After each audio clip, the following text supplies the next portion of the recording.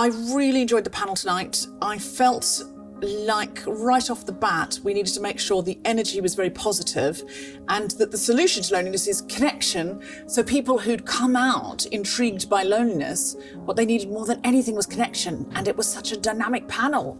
We had the advantage of being the first show of the festival. So we were the starter for 10. So maybe some people were just there being curious as to what this International Festival Ideas in Leeds was about. But certainly I think people off the pandemic had time to reflect on the difference between solitude and loneliness. We've enjoyed slowing down, but we have very much missed the connection of being in rooms and looking into faces. On Zoom and FaceTime, you can't make eye contact. You can either look down the lens of the camera, or you can look at somebody else's eyes, but you can't do both. So just being in that room, making eye contact with that panel, taking questions from the audience, that was the rich, deep syrup that we all had our hands on. As a stand-up comedian, you're often talking to 500 people and then nobody, but you're never really talking to one person.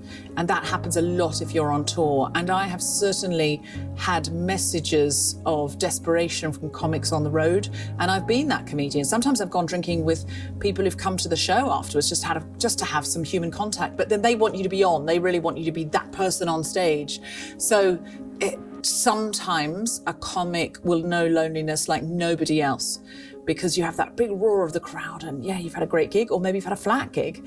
But either way, you end up with a Ginsters alone in a travel lodge. And so, yeah, because comics know something about loneliness. That's living the dream for some. Living that dream.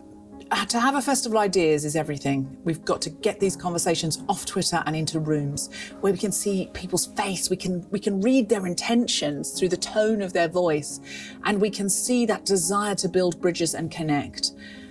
Anything we can do to get conversations off Twitter and into rooms where people will give each other the benefit of the doubt, people will receive ideas generously from each other, make the best possible assumption, not the worst possible assumption, and debate sometimes. Put it on the floor and say, hey, this is an idea you might not like, but let's get stuck in and have a discussion about it. I'm all for it. I think we are in a polarized time. What we saw with the American election, what we've seen with Brexit, we are in a time when people are going into their camps and doubling down. And the more we can do to have conversations and build bridges, especially between people who are likely our friends, and we're finding small things to say, you said the wrong word, or you didn't quite land that in the way that I think is the most nuances. Now I'm going to call you out.